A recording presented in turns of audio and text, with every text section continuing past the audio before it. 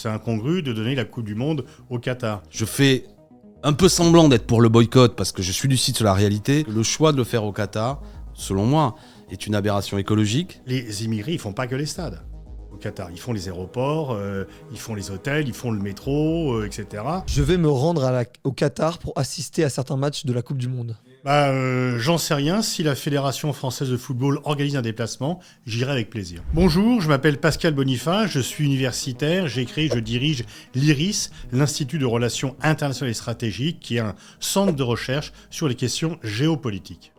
Ouais, faux, non, j'irai pas pour plein de raisons. Déjà, j'avais pas du tout prévu d'y aller, quel que soit le pays, soyons honnêtes. Et puis je pense que cette Coupe du Monde-là ne doit pas avoir de soutien ainsi de supporters. J'ai vu que même des responsables d'un des principaux clubs de supporters français n'iront pas à cette Coupe du Monde. Donc ce sera sans moi. Je suis Alexis Corbière, j'ai 54 ans. Moi, je suis d'abord, et j'y tiens, je suis enseignant au lycée professionnel, prof d'histoire. Et depuis 2017, député France Insoumise de la Seine-Saint-Denis, de Montreuil et Bagnolet. Je ne suis pas spécialiste des questions internationales, même si j'ai siégé pendant la mandature précédente dans la commission de la défense, ce qui m'a amené un peu à suivre certains sujets. Et puis voilà, dans cette Coupe du Monde, on va en dire deux mots. Je pense que nous devons envoyer un signal fort, mais ça va être l'objet de notre discussion. Le boycott de la Coupe du Monde peut faire avancer les choses et les sujets pour lesquels on voudrait la boycotter. Faux. Ouais, je dirais faux aussi, même si c'est l'argument qui a été avancé, et je les écoute de beaucoup d'ONG et même de l'Organisation internationale du travail. L'Organisation internationale du travail, c'est pas n'importe quoi, c'est une organisation qui défend notamment le droit de se syndiquer dans le monde entier, qui a été d'abord très critique vis-à-vis de ce qui s'est passé au Qatar et qui par la suite, je crois, a pu ouvrir un bureau, notamment c'est à Doha, qui a été ouvert. Donc c'est une avancée. Moi, je trouve que tout ce qui est bon à prendre pour les travailleurs, faut le prendre. Maintenant, je veux pas non plus que ça serve d'élément aujourd'hui de communication pour faire croire qu'en vérité, la situation des travailleurs qataris et ceux qui viennent travailler a changé. Et trop souvent, des choses qui étaient scandaleuses, qui maintenant même sont officiellement interdites, sont toujours dans les faits. Donc je serai pas la trappe-gogo d'une opération de communication, et je pense que si elles ont avancé, c'est indiscutablement trop peu par rapport à ce que un pays comme le Qatar, pays riche, pourrait faire. Je vais boycotter la Coupe du Monde en ne regardant pas les matchs. Faux, ça ne change rien. Et puis voilà, la Coupe du Monde, c'est tous les 4 ans. Et je crois qu'il y a beaucoup d'hypocrisie de dire qu'on va boycotter en ne regardant pas les matchs. Il y a peut-être des gens qui pensent qu'il faut faire avancer les choses. C'est pas par le boycott qu'on le fera avancer, c'est par les pressions qu'on peut exercer à l'occasion de la Coupe du Monde. Alors, moi, je vais dire que je ne vais pas les regarder, mais moi, je suis député là-dedans. Je ne suis pas déjà un amateur de foot. Enfin, je veux dire, il y a des gens qui sont, c'est le cas de Pascal Boniface, des mordus, des passionnés, et je comprends la souffrance que ça peut être. Je ne suis pas supporter, etc. Mais il y a un truc que je ne supporte pas, c'est faire la morale aux gens, de manière générale. Je ne suis pas là pour dire que quiconque regarde les matchs est un salaud, et je sais très bien qu'en réalité, tous ceux qui regardent les matchs sont des gens qui ont bossé toute la journée, qui aiment le foot et qui vont se détendre et prendre un moment de plaisir. Donc, c'est un faux débat, mais cette affaire. À titre personnel, moi, je ne le regarderai pas parce que finalement, à force de bosser sur le sujet, il y a beaucoup de choses qui me dégoûtent. Mais le monde ne se divise pas en deux catégories. Ceux qui auraient la position morale juste d'éteindre le poste et ceux qui le regarderaient quand même. Par contre, ce que je veux, et c'est pour ça que j'ai pris position avec mes amis, c'est que les gens regardent les yeux ouverts, en conscience de ce que ça signifie sur le plan social et écologique et que ça ne se reproduise pas. C'est surtout ça qui m'intéresse. Donc, je ne regarderai pas. Mais je ne fais pas de cette position le grand point de désaccord et la posture qui, à mon avis, fait peu avancer les consciences. La Coupe du Monde au Qatar est un détail des problèmes que pose le Qatar.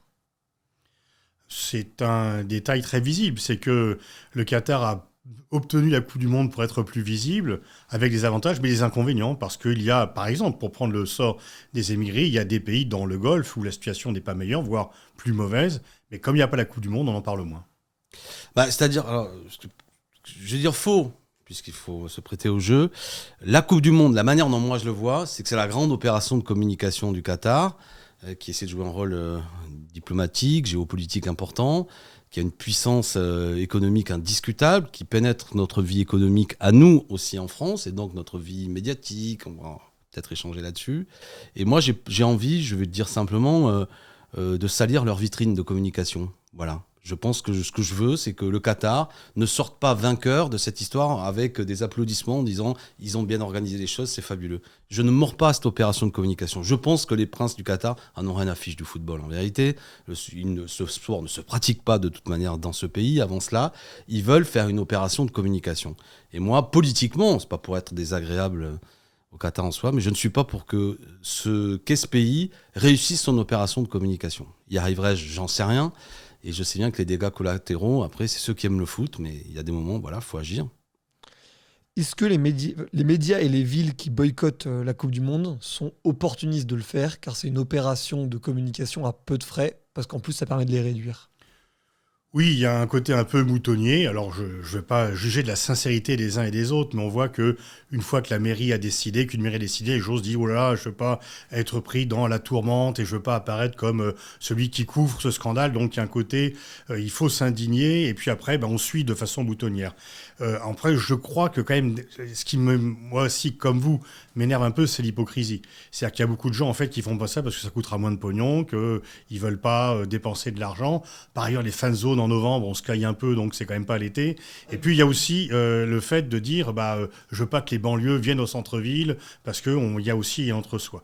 Et c'est vrai que, parmi tout cela, je suis quand même étonné qu'à Paris, où il y a quand même un club qui s'appelle le Paris Saint-Germain, qui, je crois, est détenu par un pays qui s'appelle le Qatar, qui, bizarrement, a le même nom qu'un pays qui organise la Coupe du Monde. Je suis un peu surpris que la mairie de Paris refuse d'organiser des fan zones alors que le Paris Saint-Germain est le club de la capitale. Ouais, Pascal Boniface pointe les vrais problèmes. C'est sûr qu'il y a de l'hypocrisie de la part de certains. Mais bon, moi j'ai envie de dire que mille fleurs s'épanouissent pour dénoncer cette Coupe du Monde, avec des arguments parfois sincères et d'autres un peu circonstanciés que je partage. Moi je trouve que c'est plutôt bien je sais que les gens vont regarder les matchs, mais c'est plutôt bien, je l'ai dit, qu'il y ait un état d'esprit lucide sur ce que c'est. Lucide du point de vue des conséquences écologiques, des conséquences sociales, et lucide sur ce qu'est le Qatar, qui n'est pas ce pays de cocagne que certains veulent nous vendre. Parce que si on échangera tout à l'heure, moi je suis frappé de voir que toute une série de gens font du lobbying pro-Qatar. Et souvent, on vous invite à aller vous rendre sur place pour voir comment ça se passe. Et je ne suis pas idiot, je mesure ce que ça signifie. Donc voilà, si les villes protestent, c'est bon à prendre dans ce que je décrivais tout à l'heure. Ce refus que cette grande opération de communication pro-Qatar réussisse. Aurait-on dû refuser que le Qatar rachète le PSG? Non, très honnêtement. Moi, en tant que fan de foot, sans le Qatar, on n'a pas Mbappé, on n'a pas Messi, on n'a pas Neymar, et ça me plaît.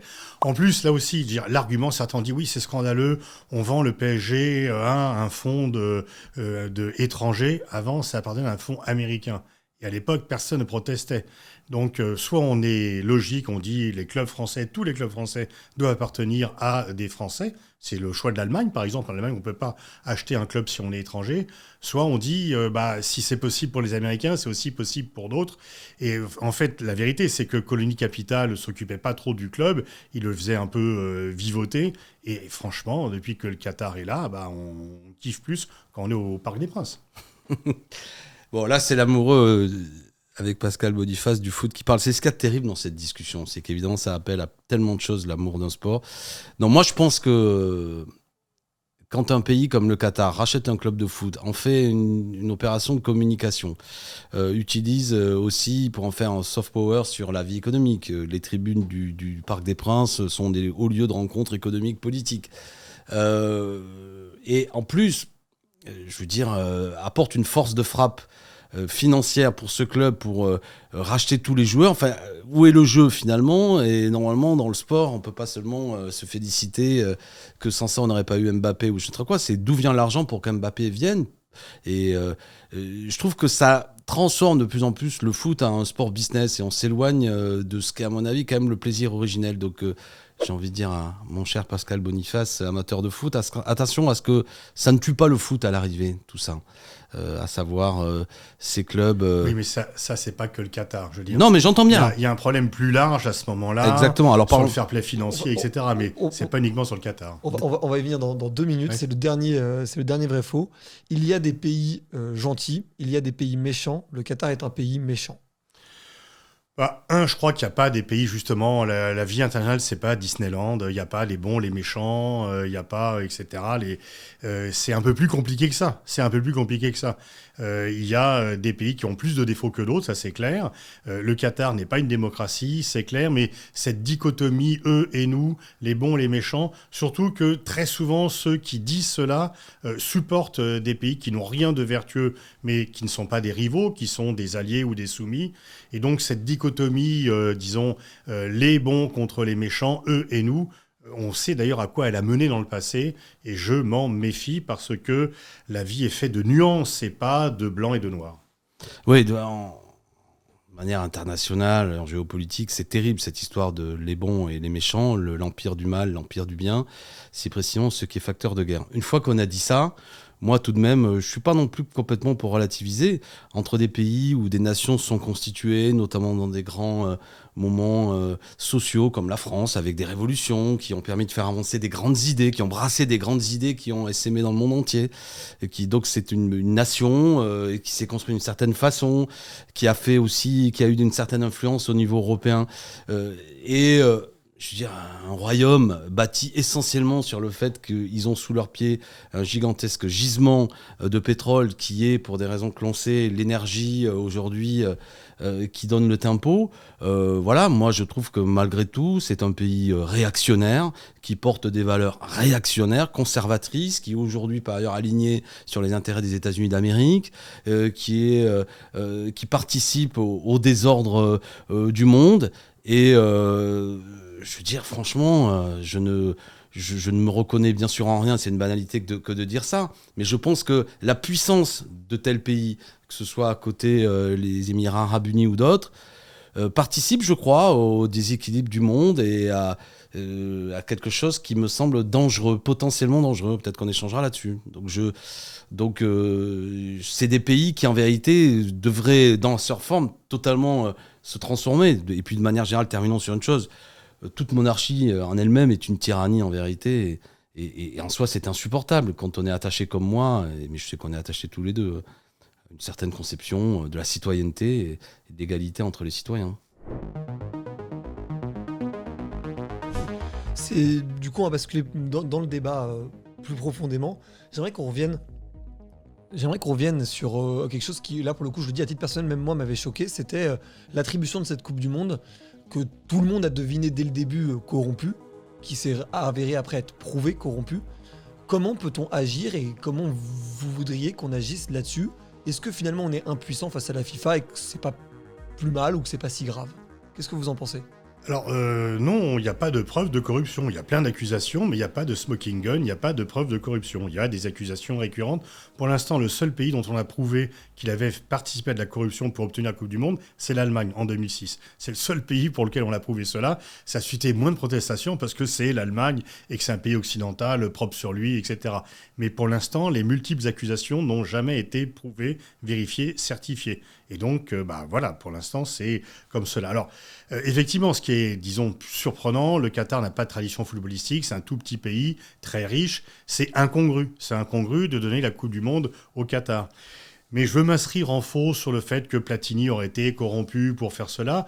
L'objectif de Michel Platini, c'était de dire la Coupe du Monde doit aller partout, et c'est parmi les civils qu'ont fait les militaires, et donc il n'y a pas de raison qu'un pays arabe et musulman n'ait pas la Coupe du Monde, sachant qu'il est allé sur l'ensemble des continents. Il y a un pays qui était plus éligible à ça, c'est le Maroc, qui a une plus grande tradition footballistique. Il n'était pas candidat en 2022. Donc le Qatar, alors peut-être que le Qatar, d'ailleurs, s'est arrangé avec le Maroc pour que le Maroc ne soit pas candidat en 2022. Ça, je n'ai pas d'éléments là-dessus. Mais c'est le Qatar, donc c'est à la fois incongru et normal. Quand la Coupe du Monde est allée en 94 aux États-Unis, tout le monde dit c'est pas un pays de football. En 2002, au Japon, c'est pas un pays de football. Bon, et voilà, le Qatar vient finalement, disons, boucler cette conquête, cet empire universel. Alors après, par rapport aux accusations de corruption, la FIFA a changé ses règles. Le Qatar, en plus, a gagné, mais surtout contre les États-Unis. Donc c'est le FBI qui a lancé les accusations de corruption pour faire pression, pour qu'on retourne la Coupe du Monde à son possesseur légitime, qui, selon les États-Unis, sont eux-mêmes. Mais une fois encore, il n'y a pas de preuves. Et ensuite, maintenant, c'est la FIFA qui a dit la Coupe du Monde. Aujourd'hui, chaque pays vote. En 2010, c'était une vingtaine de votants. C'était pas transparent, parce qu'on ne savait pas pour qui les gens votaient. Platini a dit qu'il avait voté pour le Qatar, mais les autres n'ont pas dit pour qui ils ont voté. Maintenant, c'est transparent. Chaque pays a une voix. Chaque fédération a une voix. Et c'est public. Bon, mais que la FIFA ait besoin de plus de transparence par rapport à la place qu'elle a, ça, je crois que je suis tout à fait d'accord. Il faut qu'il y ait plus de transparence sur la FIFA et sur les votes de ceux qui attribuent cet événement phare qu'est la Coupe du Monde. Ouais, c'est un sujet compliqué. C'est difficile sans doute d'être simpliste. Premièrement, Boniface donne un argument qui est assez juste, c'est-à-dire que est-ce que c'est la première fois s'il y a eu des pressions ou des éléments de corruption peut-être pas, en fait, même si par prudence universitaire et par prudence tout court, vous dites pour l'instant les preuves ne sont pas établies. Mais ce que j'essaie de dire là, peut-être de manière un peu confuse, c'est moi je ne dis pas que ça a été pire cette fois-ci que les fois précédentes. Je vais essayer d'organiser une réponse autour en retournant, en allant directement aux conséquences. Ce que je sais, c'est que le choix de le faire au Qatar, selon moi, est une aberration écologique. Deuxièmement, c'est fait dans des conditions sociales, tous les éléments qui montrent qui sont, de mon point de vue, intolérables. Et troisièmement, cela se fait dans un pays tout de même où le droit de se syndiquer n'existe toujours pas, le droit de manifester n'existe pas, les témoignages sont nombreux d'ouvriers qui tout simplement ont encore lutté pour être payés sont là. Selon certaines enquêtes journalistiques, plus de 5500 ouvriers seraient morts directement ou indirectement. Le chiffre est contesté, mais il semble indiscutable qu'il y a un nombre très important de gens qui aient perdu la vie, notamment en ayant subi des chocs thermiques sur les chantiers, etc. Et que moi, au bout d'un moment, ça gâche la fête. Et que la FIFA, de plus en plus, est assez mot du genou sur ces problématiques. À tel point, j'ai oublié son nom, je le cherchais pendant que vous écoutez, qu'un des anciens secrétaires généraux de la FIFA disait, en disant lui-même au risque, cela peut sembler fou, mais c'est dans les pays totalitaires que c'est plus facile, dit-il, d'organiser des événements comme la Coupe du Monde. Cela doit nous interroger pour la suite. Est-ce qu'on en est là ? Est-ce qu'on en est au point aujourd'hui pour accueillir de tels événements qui sont coûteux, qui nécessitent en quelque sorte généralement de bousculer toutes les règles, ne serait-ce que de construction, qui nécessitent de faire émerger des grandes constructions en délai très rapide. Est-ce que cela doit se faire au prix chaque fois que toutes les normes sociales que nous avons mis du temps à faire avancer, les normes écologiques que nous essayons de faire avancer, soient balayées au nom du plaisir du jeu? C'est ça le sujet. Je veux dire, oui. Et vous avez raison de me pousser dans les retranchements, de dire vous prenez la discussion pour le petit bout de la lorgnette vis-à-vis du Qatar, parce que c'est une problématique plus large. Une fois qu'on a dit ça, je ne vais pas être trop long, on a un sujet, à mon avis, Qatar avec la vie politique française, il n'empêche. Moi, je ne sais pas la réalité, vous avez raison d'être prudent.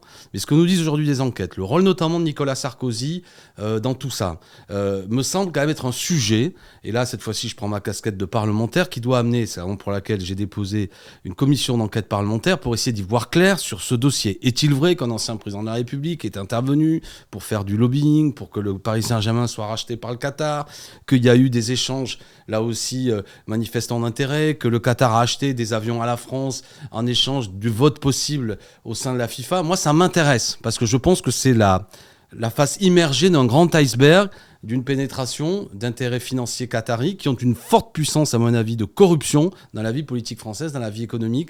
Et je pense que nous devons le savoir. Donc, le sujet Qatar, quand même, l'attribution au Qatar, pour ce qui est de la France au moins, est une vraie préoccupation. Et le secrétaire général de la FIFA, c'était Jérôme Walk. Oui. Jérôme Walk, voilà. Qui lui-même a été condamné. Oui, non, mais je ne sais pas s'il parle vrai, mais quand même, quand il le dit, c'est pas rien. Pascal Boniface, est-ce que ça gâche la fête, du coup ? Alors, je voudrais répondre à 2 points très différents, mais complémentaires de ce qu'a dit Alexis Corbière. Le premier, sur les liens France-Qatar. Ils sont nombreux, développés. Mais moi, ça ne me choque pas que lorsqu'un chef d'État en reçoit un autre, on est sur la table des négociations, tous les sujets, la Coupe du Monde, les Rafales, etc. Mais ça se fait tout le temps. Quand des chefs d'État se rencontrent, tous les sujets qui concernent les 2 pays sont sur la table. Et je ne crois pas que ça a été Coupe du Monde contre Rafale. Les Rafales ont été achetés 5 ans plus tard à un autre président. C'était Hollande qui était au pouvoir, etc. Mais ce qui est certain, c'est que les liens entre la France et le Qatar sont nombreux, multiples, aussi bien civils que militaires, qu'il y a des influences croisées, qu'il y a le Qatar et un vrai rôle en France, que la France a un vrai rôle au Qatar. Et donc, c'est vrai que tous les sujets sont sur la table. Et que Nicolas Sarkozy soit intervenu pour que le PSG soit racheté par le Qatar, ça me paraît à la fois évident et pas nécessairement scandaleux. Ensuite, bon, il y a eu beaucoup de bouquins sur le Qatar, sur le fait que certains parlementaires allaient facilement, etc., les petits cadeaux et tout, ça c'est documenté, etc. Bon. Après, sur le fait d'aller dans un pays. Enfin, le problème, c'est, disons, les droits sociaux ont plutôt progressé au Qatar qu'ils ont régressé, parce qu'il n'y en avait pas du tout auparavant, il y en a un peu maintenant, grâce au football. Quand la Coupe du Monde a été attribuée au Brésil, là aussi, il y a eu quand même des problèmes de corruption énormes, il y a eu des problèmes d'accidents sur les chantiers énormes, c'était pourtant une démocratie, c'est lui-là qui l'a obtenu. Et puis le vrai fond, ça rejoint un point précédent, est-ce que la Coupe du Monde doit aller que dans les démocraties ? Mais qui définit qui est une démocratie, qui n'est pas une démocratie ? Les Jeux Olympiques ont été attribués à Londres en 2005, 2 ans après la guerre d'Irak. Est-ce que c'est normal ? Parce que dans ce cas, on pourrait dire, les Jeux Olympiques, c'est la paix, on confie pas ça à un pays qui a la guerre. Et donc là, on voit qu'on rentre sur le fait de dire, toi, tu es une démocratie, toi, tu l'es pas, qui juge les juges. C'est très compliqué. Et donc, le sport est universel, doit aller partout, et à chaque fois, en fait, on le voit, on doit s'en servir, parce que le problème, c'est que cette visibilité que donne la Coupe du Monde, on doit s'en servir pour améliorer les choses et pour obtenir des résultats. Il y a un exemple historique qui doit vous parler, c'est la Coupe du Monde en Argentine en 78. Les Montoneros demandaient à ce qu'on y aille pour parler de la dictature argentine, parce qu'on n'a jamais autant parlé de Videla et de ses saloperies que pendant la Coupe du Monde. Et donc, quand il y a la visibilité, ça éclaire aussi les aspects les plus négatifs, donc il faut s'en servir. Mais moi, je me méfie des arguments de dire seuls les pays démocratiques doivent organiser la Coupe du Monde, parce qu'en réalité, ce que ça veut dire, c'est que seuls les pays occidentaux ont droit à organiser Jeux Olympiques, Coupe du Monde. Non, mais moi, je suis d'accord avec ça. C'est une vraie question qui m'a traversé dans les prises de position que j'ai prises. Je suis pas pour ça, effectivement. Je suis pas pour cette grande leçon de morale. Il n'empêche, si on prend l'exemple de 78, j'étais petit, mais premièrement, oui, les Montoneros, même, il me semble, les communistes, dans un premier temps, parce que la Coupe du Monde en 78 arrive au début de la dictature, et il y a encore des interrogations, y compris sur la nature même de la dictature.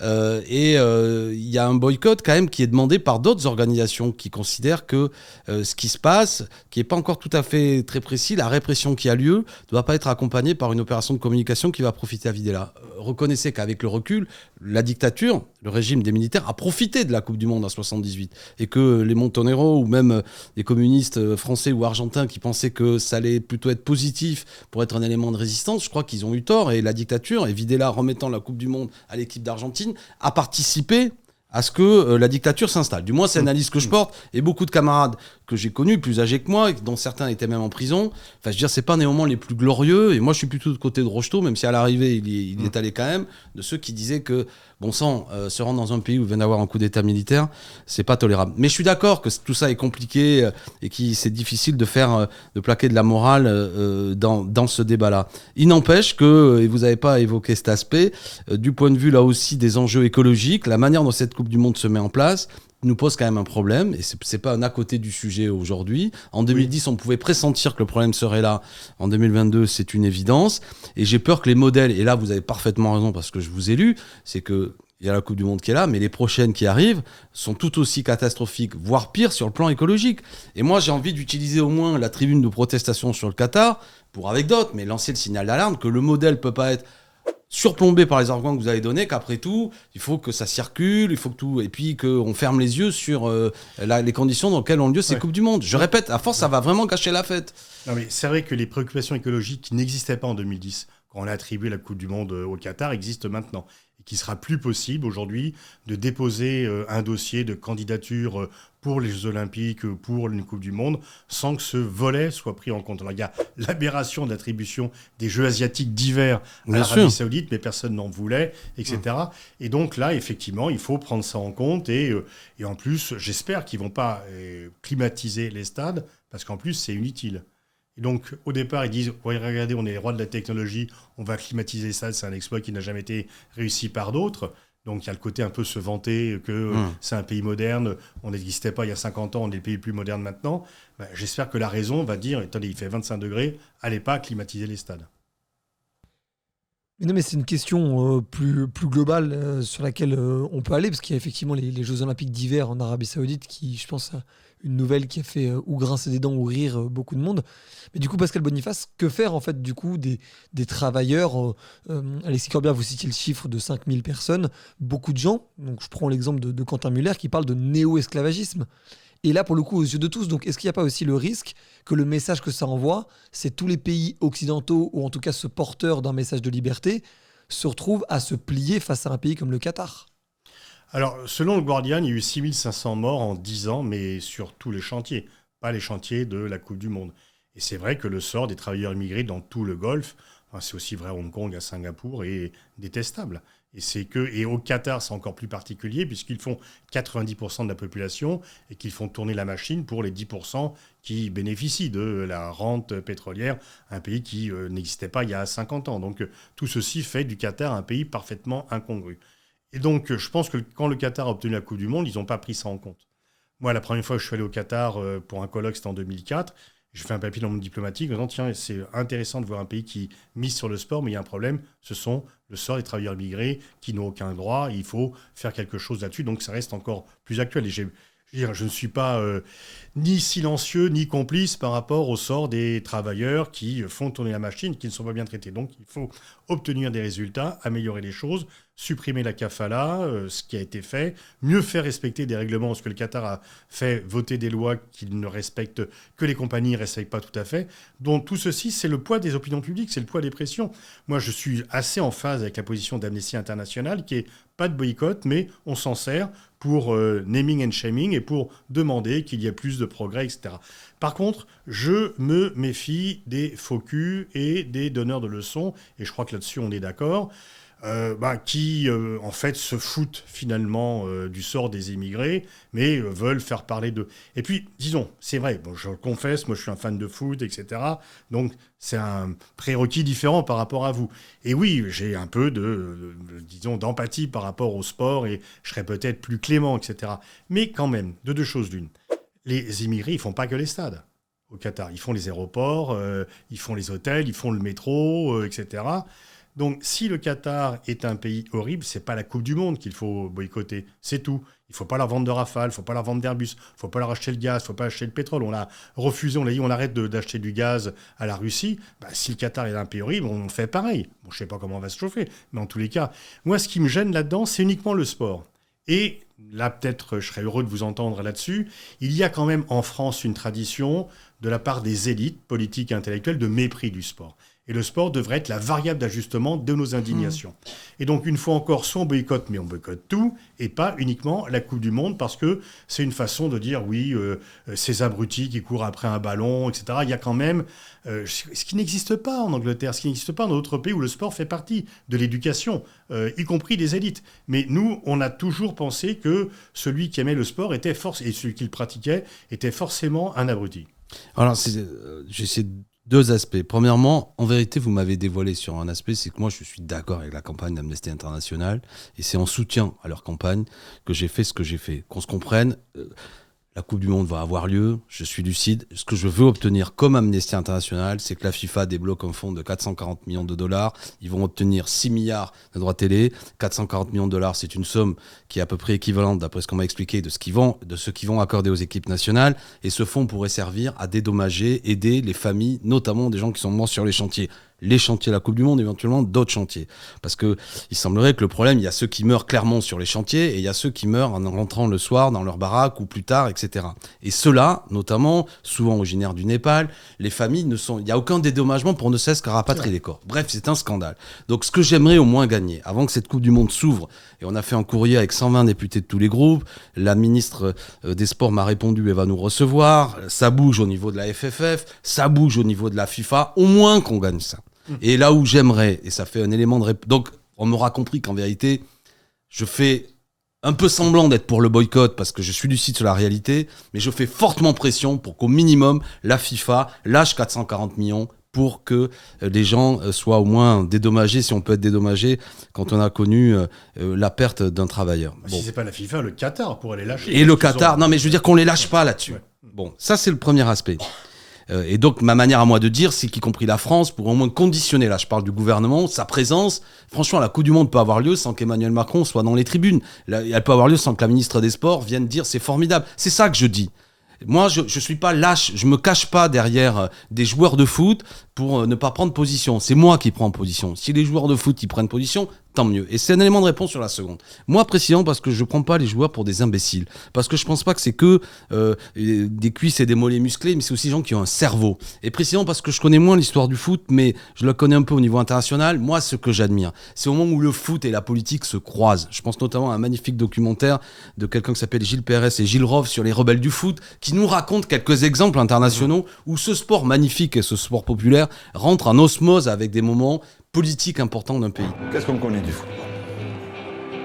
La Ligue des Champions, le montant des transferts, les tribunes qui sifflent,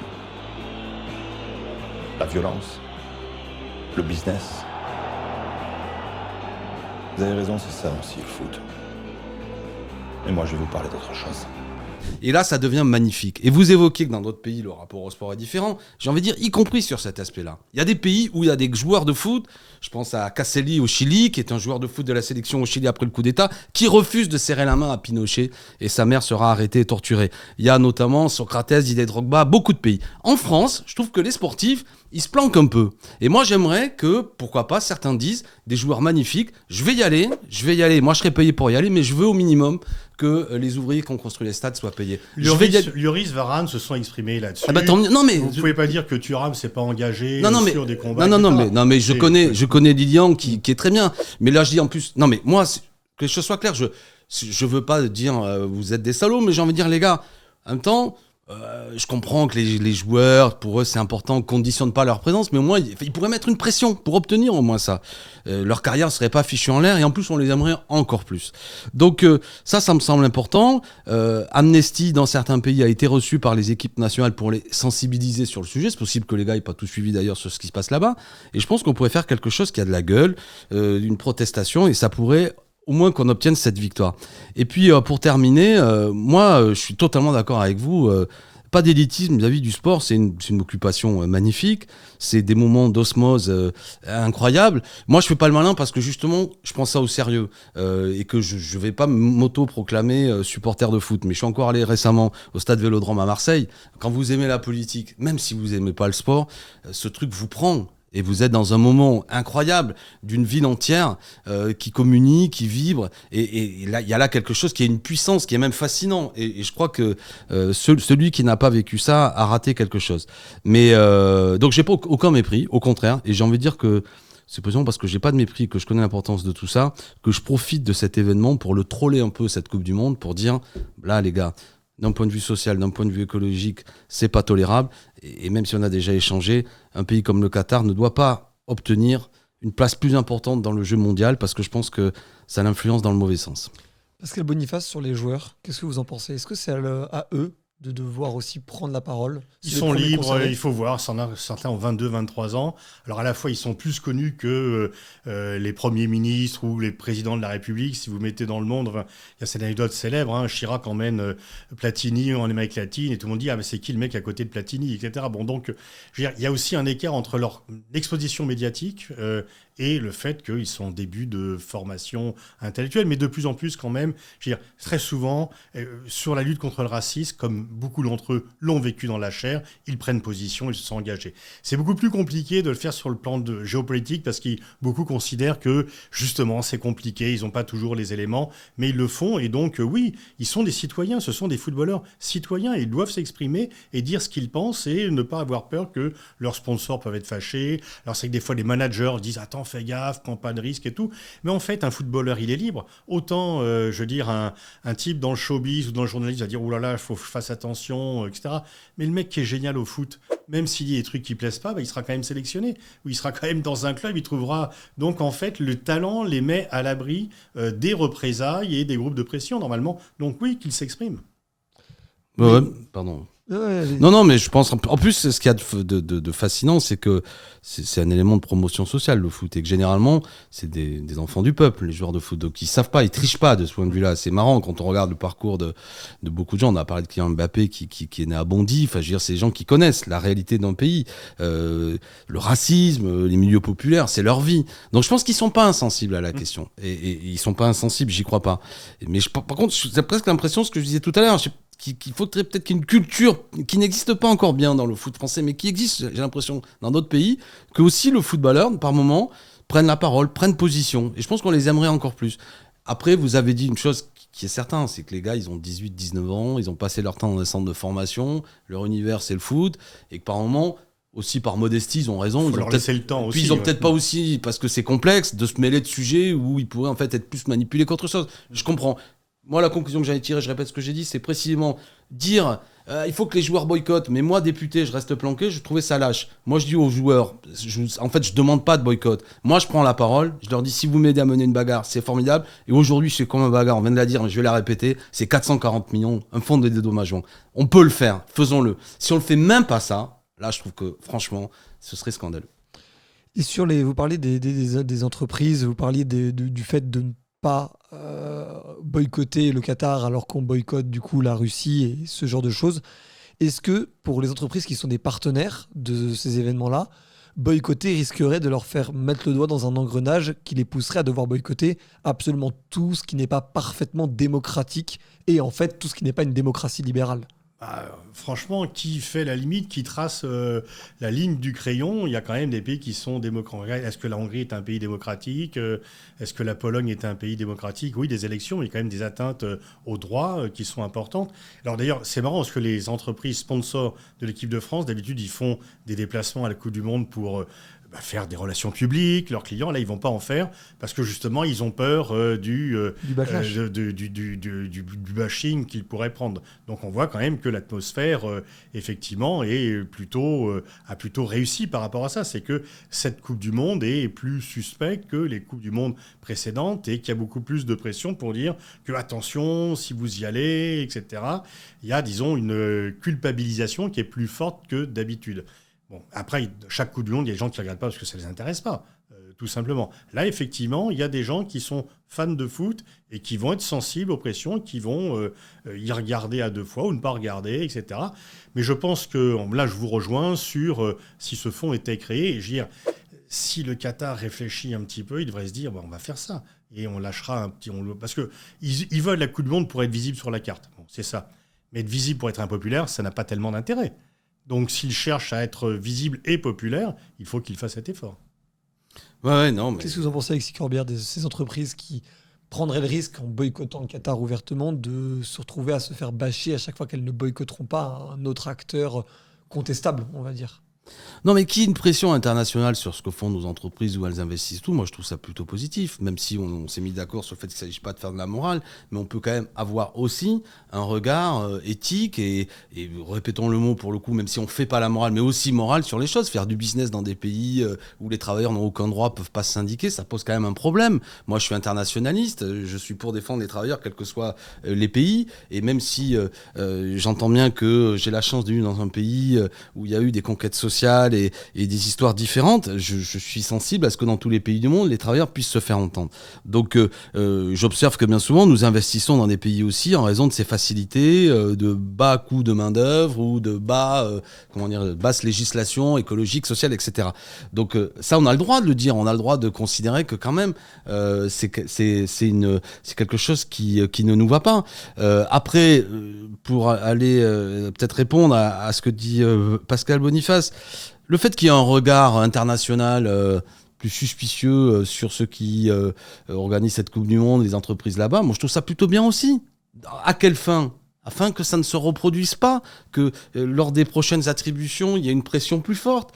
J'ai lu Pascal Boniface et d'autres. La prochaine fois, il semblerait que sur le continent nord-américain, il va y avoir des aberrations, Canada, États-Unis, Mexique. C'est sur 3 pays où en termes de déplacement... Non, mais j'entends bien. Moi, j'espère qu'on ne va pas se taire cette fois-ci, ceux qui sont indignés sur la Coupe du Monde du Qatar, pour dire que parce que c'est l'Empire américain qui l'organise, tout va bien. Il faut qu'on continue ça. Le fait qu'il y ait une conscience mondiale qui se lève en disant on aime le foot, c'est pas le sujet. Et puis même si on n'est pas directement fan de foot, c'est le sport universel, c'est le langage universel. Donc on veut garder cet événement comme quelque chose de précieux, comme un truc où les peuples du monde se parlent, où effectivement c'est un vocabulaire commun. Moi qui ai de la belle famille au Chili, mon beau-père me parle des joueurs de l'équipe de France d'il y a 20-30 ans, donc c'est magnifique d'avoir ce vocabulaire. Donc tout ça, je ne veux certainement pas le rompre, ni même le surplomber d'un regard intello en disant vous êtes une bande d'imbéciles.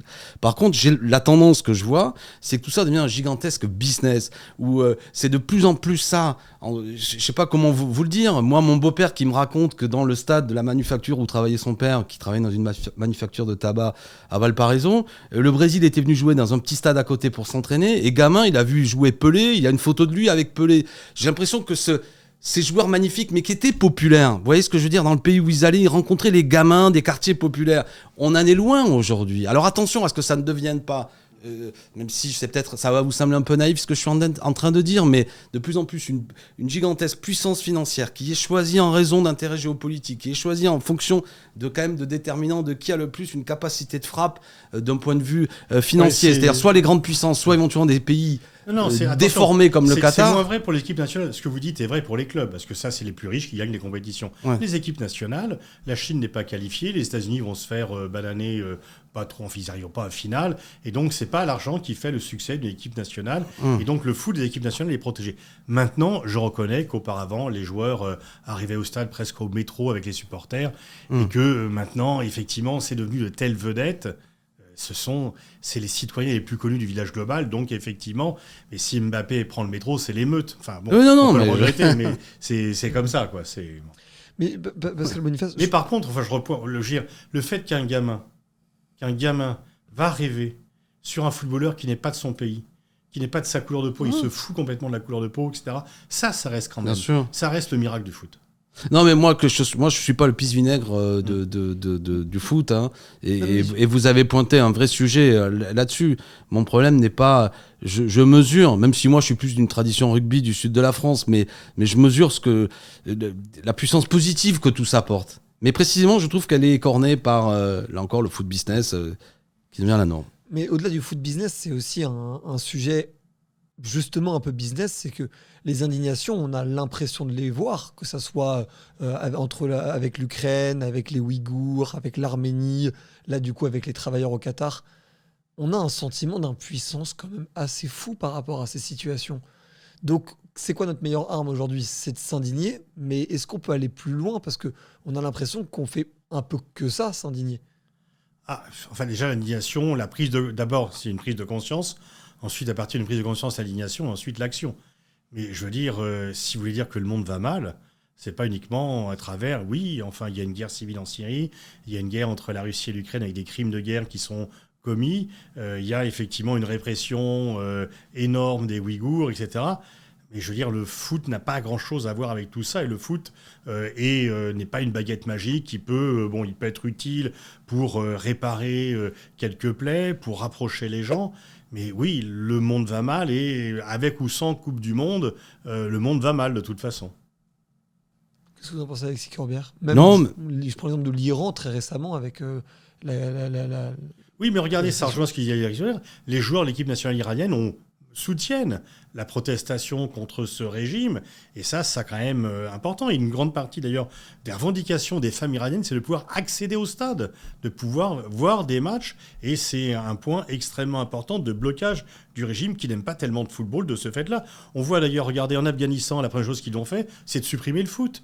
Les plus obscurantistes n'aiment pas cette joie collective et cette joie individuelle et ce mélange des gens et cette affirmation de liberté qu'est le football. Et donc les Chebabs l'avaient interdit à Mogadiscio. Et donc on voit bien que, contrairement, disons, au poncif, le football, l'ami des dictatures, etc., c'est que, même si dans le passé les dictatures ont voulu instrumentaliser Mussolini, le foot, etc., les peuples ne sont pas aussi idiots que cela, et que c'est souvent les régimes les plus réactionnaires d'un point de vue religieux qui interdisent le foot comme expression de la liberté du corps.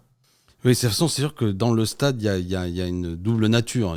Ça peut être à la fois le lieu d'enfermement de quelque chose, et ça peut être aussi un lieu d'une puissance collective qui se réunit et qui porte en elle-même une part de protestation et qui prend conscience de sa propre puissance. Je répète que moi, dernièrement, quand je suis allé au stade Vélodrome, on a l'impression qu'il y a une ville qui s'est réunie là, qui se met en colère, qui rugit, et on se dit qu'elle a une puissance qui ne se fera pas dompter comme ça. Bon, une fois qu'on a dit ça, la question que vous posiez, c'était s'indigner avec un sentiment et une interrogation. Est-ce que c'est bien sérieux de passer son temps à s'indigner ? Premièrement, oui, moi je crois qu'il vaut mieux s'indigner que se résigner, que donner l'impression finalement que les grands désordres du monde, tout ça nous dépasse, et plus compliqué que ça, mon bon monsieur, et puis finalement, je n'en ai rien à faire. Donc je préfère, comment dirais-je, des gens qui s'indignent, et du moins qui ont la larme à l'œil quand les femmes iraniennes se mobilisent, qui n'acceptent pas la guerre au Yémen, par exemple, dont on parle peu, mais qui a quand même occasionné plus de 20 000 morts, dans lequel il y a sans doute du matériel français qui est vendu, dans lequel, selon les organismes internationaux, je crois que c'est près d'au moins un demi-million d'enfants qui sont en danger, etc. Enfin, je veux dire que sujet dont on parle jamais, et je pense qu'on peut protester de la même façon aux côtés du peuple palestinien qui se voit spolié. On peut être pour, bien entendu, la démocratie et que le peuple israélien puisse avoir des droits, ce qui est mon cas, d'une fraternité entre le peuple israélien et palestinien, mais observer qu'il y a une injustice et qu'elle n'est toujours pas réglée malgré des résolutions internationales. Bref, et je pourrais accumuler comme ça. Bon, donc je pense que c'est bien qu'en 2022, ce qui n'était pas le cas de nos amis peut-être au début du XXe siècle ou au XIXe siècle, qui n'avaient pas, en raison de l'information, une telle conscience des grandes répressions du monde. Nous, on est surinformés. Alors, on proteste, par moments même on manifeste, pourquoi pas, on fait entendre. Et moi, là-dedans, j'ai une position privilégiée qui fait de moi... c'est qu'en plus, moi, je suis député. Alors, qu'est-ce que je fais ? Bah oui, je participe à des protestations, même des fois, je les organise, parce que je pense que ça va dans le bon sens, qu'on dise, nous, on n'a pas banalisé les choses. Et on a pris le temps d'organiser une pétition, une protestation, et peut-être qu'on remportera une victoire, et peut-être pas. Mais vous savez, moi j'ai appris que c'est pas parce qu'on mène des luttes qu'on les gagne obligatoirement, et c'est pas parce qu'on les a pas gagnées qu'il fallait pas les mener. Voilà. Mais l'histoire retiendra parce que des batailles ont été menées, que des protestations ont été faites, que des gens qui semblaient si puissants, soit on a pu les faire reculer, soit la fois suivante, comme on vient de le dire sur le sujet, ce sera pas fait de la même façon. Donc faut pas se résigner. Et donc je trouve que il faut pas avoir un regard péjoratif sur les indignations qui ont lieu. Elles expriment quand même ce qu'il y a d'humain en chacun d'entre nous. C'est que nous n'aimons pas les injustices, nous n'aimons pas les peuples qui se font réprimer. Et fondamentalement, ce qui nous porte, c'est partout où la même question est toujours posée. Comment plus de justice ? Eh bien, ça nous touche, quelle que soit la couleur de la peau, le pays ou le continent dans lequel ça se déroule. Et moi, je trouve ça formidable. Voilà. Après... il ne s'agit pas d'avoir de fausses indignations ou des indignations à géométrie variable et toujours des indignations. Mais ça, évidemment, c'est un autre sujet. Si les indignations sincères sont utiles. Et pour reprendre votre question, on voit toute la jeunesse se mobilise pour protéger le climat. On peut dire, ils n'ont pas obtenu de résultat, mais en fait, le résultat va venir plus tard. Sans cette mobilisation, les choses seraient pires.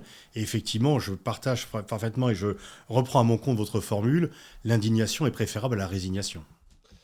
Et c'est la dernière question que je voulais vous poser dans ce débat. C'était un peu évoqué tout à l'heure, mais est-ce que le football doit être un instrument politique ? Est-ce que c'est au football de porter cette responsabilité-là ? Alors bon, moi je crois pas au truc, le football et la politique, c'est pas mêlé, etc. Évidemment, le football, il est dans la société, il est au cœur de la société. L'exemple du Stade de Marseille est parlant. Et donc, par définition, le football est politique dès le départ, parce qu'il fait partie de la société. Est-ce que le football doit résoudre tous les problèmes qui n'ont pas été résolus ? C'est sûr que s'il suffirait pas de gagner un match de football entre football israélien et palestinien pour avoir la paix, c'est plus compliqué que ça. Mais ça peut servir à rapprocher les gens, à venir un peu, etc. On le voit bien dans cela. Mais le football est profondément politique, il faut juste le reconnaître. Depuis le départ, il y a des liens, et il y a des liens aussi entre relations internationales et football. Moi, je le cite souvent, en 1997, j'avais été proposé à 2 éditeurs un bouquin Football et relations internationales. Les 2 éditeurs, Le Seuil et Les Presses, mais il n'y a aucun rapport entre les deux. C'est complètement hypocrite. Évidemment, on le voit. Et cet exemple de la Coupe du Monde, par le multiple facettes, les relations France-Qatar, la relation du Qatar avec le monde, l'observation, le poids des opinions publiques par rapport à cela, il y a tous les éléments géostratégiques qui sont sur ce mondial 2022. Oui, le sport aujourd'hui est une des facettes, une expression de la politique. Je crois que ça me semble évident. Le sport de manière générale, on n'a pas parlé des Jeux Olympiques, et puis le football en particulier, qui est par sa simplicité finalement, ce langage, je disais tout à l'heure, universel entre tous les peuples, et qui devient pour le meilleur ou pour le pire. Et c'est ça aussi, vous avez peut-être raison, ne pas trop faire... Il est aussi le miroir de beaucoup de choses. Ça peut être ignoble, il peut y avoir des matchs de foot qui sont là pour accompagner une répression ou la banaliser, ou à l'inverse, ça peut être un moment d'une rencontre entre les peuples. Donc tout ça, ça me semble évident qu'il y a un lien, et c'est la raison pour laquelle... moi, modestement, je me suis permis, dans le cas de la Coupe du Monde qui vient aussi, connaissant ce lien, de venir... finalement, plus que protester contre la Coupe du Monde au Qatar, protester contre aujourd'hui ces chantiers construits dans des conditions inacceptables, ces aberrations écologiques. C'est ça qui m'intéresse, le vrai sujet. Moi, j'ai pas envie d'abîmer le football, c'est pas ça mon problème. C'est au contraire, parce que je mesure le lien qu'il y a, de dire il y a des choses, et puis assez d'hypocrisie, quoi. Ne pas, comment dirais-je, culpabiliser les Français sur des petits gestes du quotidien et aller après applaudir quelque chose qui est une aberration écologique, que tout le monde essaie de connecter les différents signaux qu'on lui envoie. Et voilà, je crois que cet état d'esprit général est de plus en plus partagé, en vérité. Moi, franchement, ce que je vois à l'échelle de mes propres enfants, c'est que beaucoup de gens vont regarder les matchs, mais ils seront pas dupes. Ils savent que c'est pas bien ce qui a eu lieu. Ils savent que ça doit pas continuer comme ça. Moi, ça me va déjà. Ça me va. Ce que je veux, c'est des citoyens lucides, voilà, éveillés, éclairés, pas des gogos fascinés par un écran qui s'allume, qui à la fois prennent plaisir à voir le football, mais qui ont les éléments pour comprendre aussi ce qu'il y a derrière, pour que ça, éventuellement, ça ne se reproduise pas et que ça s'améliore. Moi, c'est ça. Je travaille à ça. Et puis, le foot, après, et comment dirais-je, est aujourd'hui devenu tellement important que c'est l'outil, le terrain sur lequel on peut faire avancer des idées. Un petit pronostic pour finir sur qui va gagner la Coupe du Monde. En fait, comme beaucoup d'amateurs du football, je suis superstitieux quand ça concerne le foot, et donc je fais jamais de pronostic. Moi, j'en ai aucune idée, mais je crois savoir que l'équipe de France, malgré tout, reste une bonne équipe. Oui. Et je serais bien embêté si elle joue en finale. Mais je continuerai, moi, à la modeste place qu'il a la finale quand même. J'ai dit que non pour l'instant. Bon.